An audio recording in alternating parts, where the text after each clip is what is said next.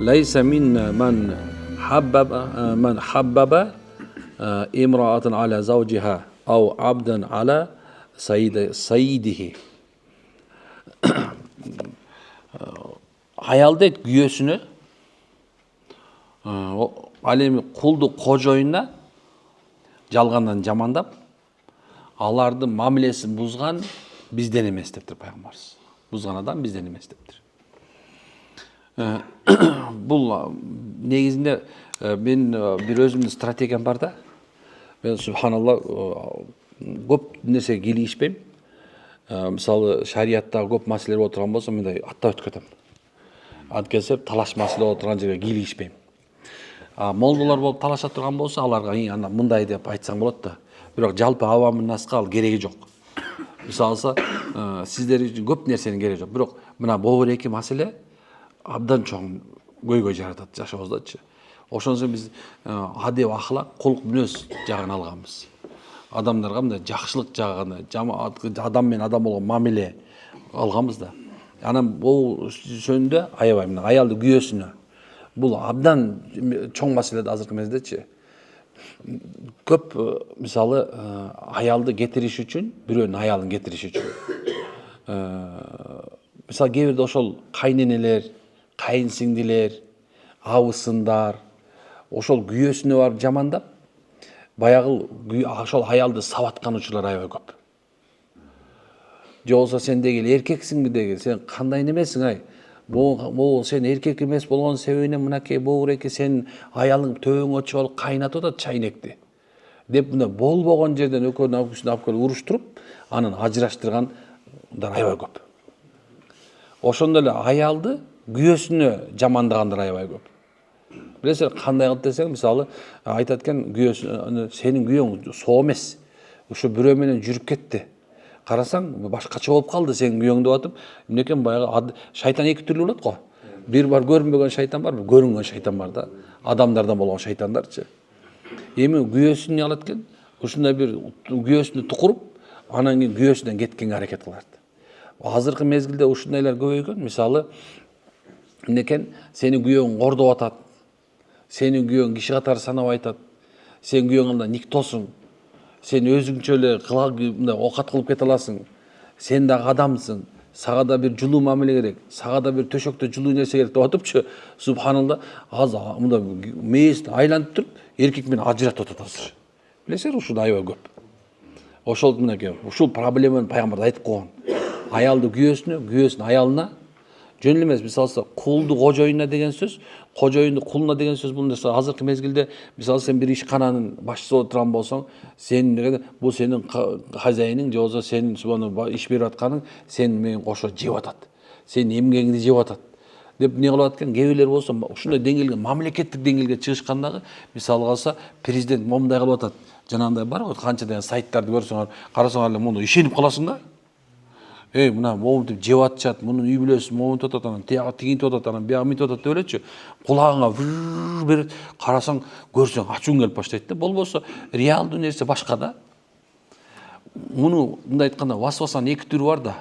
Бул мындай айтканда биздин көзүбүздө, кулагыбызда, оозубузда колдонушат көп убактачы.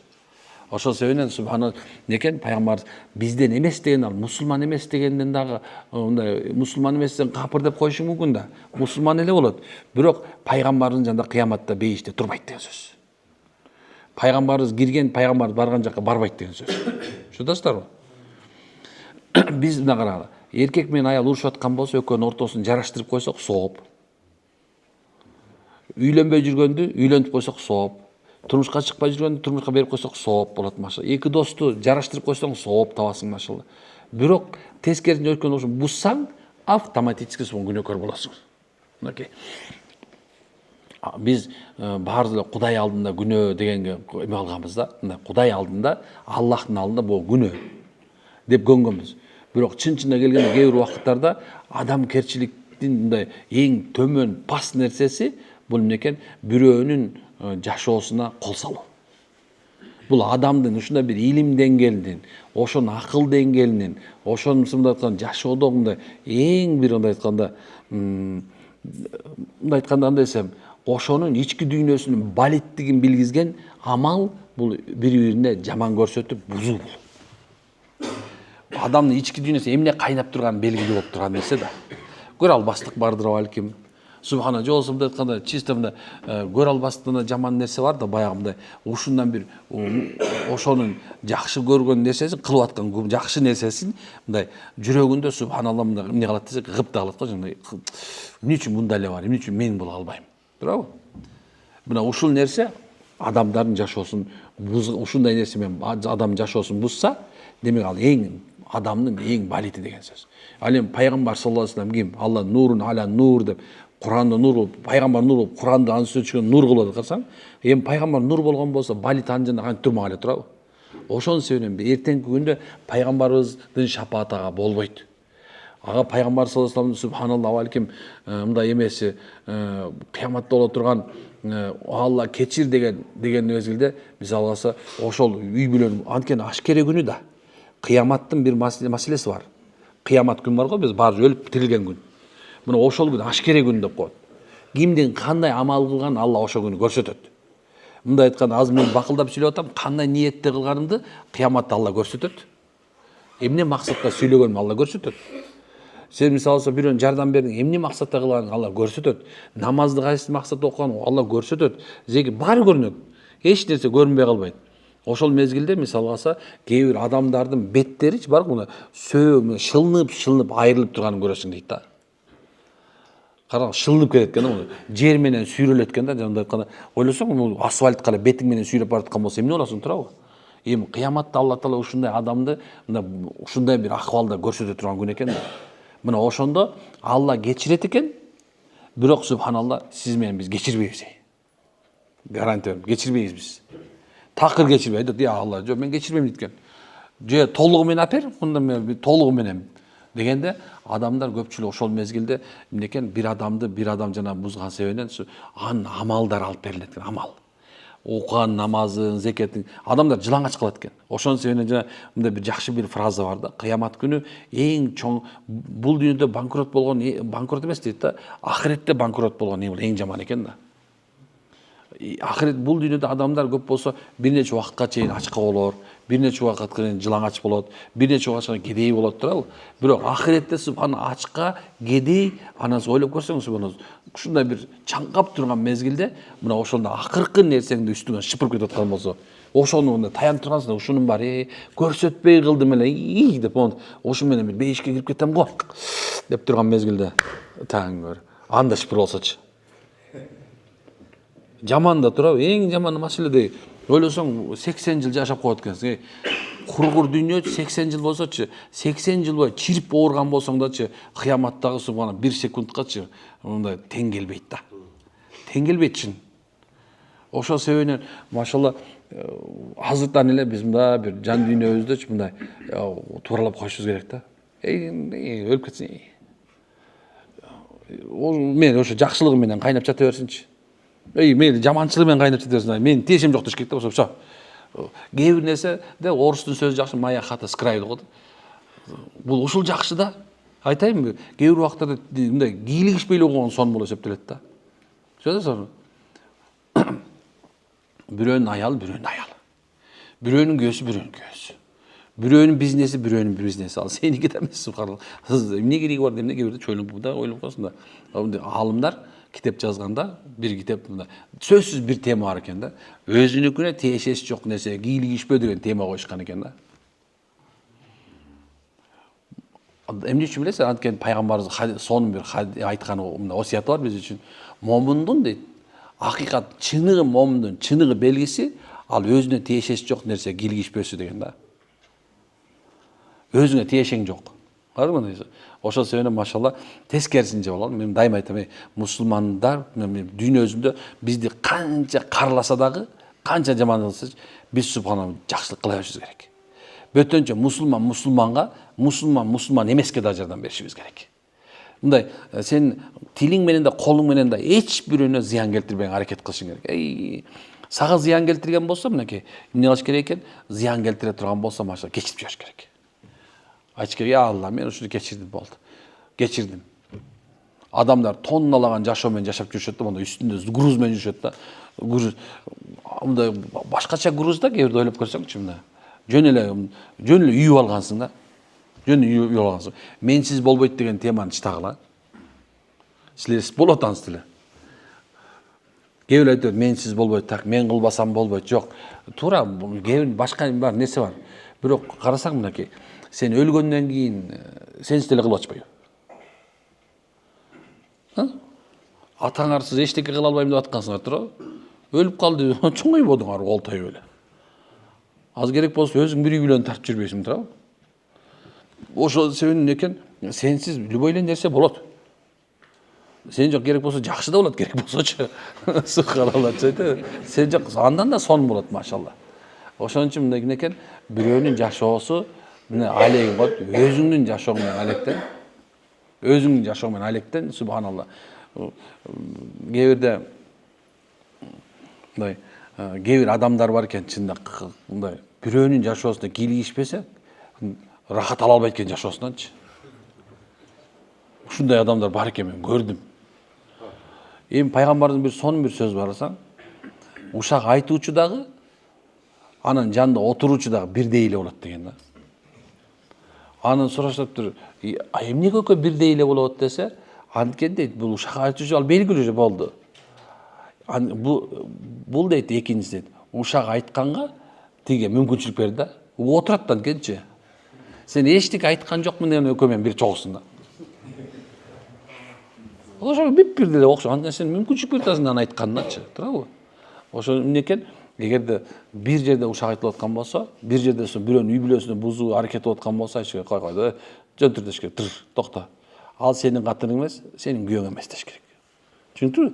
Мага кереги жок деш керек. Бир замандарда чагымчы туурасында мен айтып бергем, дагы бир айтып берип коеюнчу. Мага аябай мындай бир дайыма көңүлүмдө көкөйдөй турат да ушул сөзчү. Дайыма айткым эле келип ошол. Узун бир окуя, бирок бул болгон окуя. Мунун аркасынан бир мамлекет урушуп кеткен экен.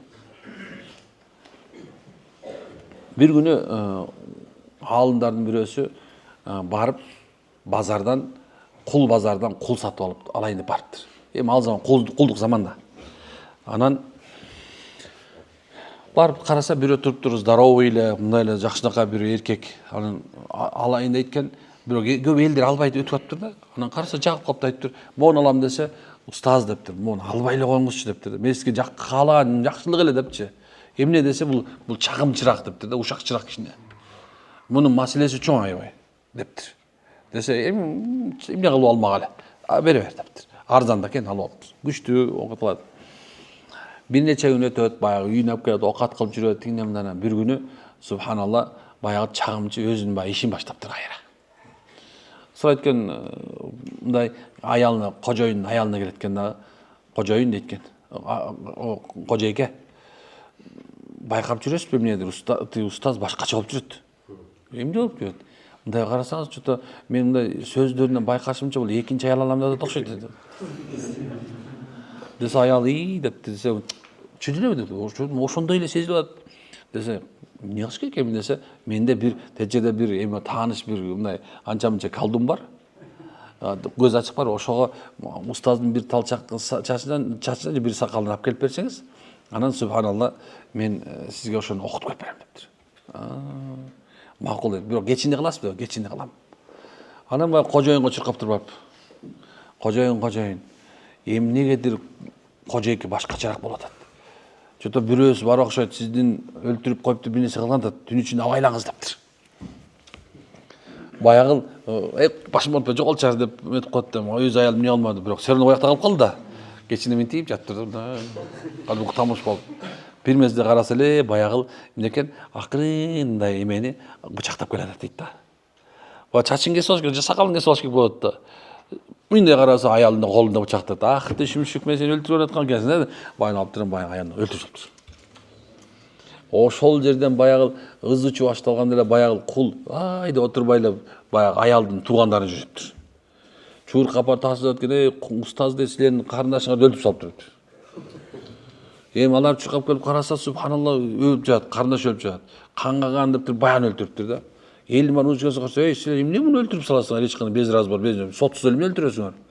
Канга кан болуш сотко суд бериш керек болчу, анан кийин чечиш керек болчу. Дегенче эле болбой эле бияктагылар чыгып ошентип эки эл урушуп кетти. Ошо менен эки элден кийин бир айдан бир мамлекет урушуп, акырында ошо мамлекет жок болуп кеткен дейт да.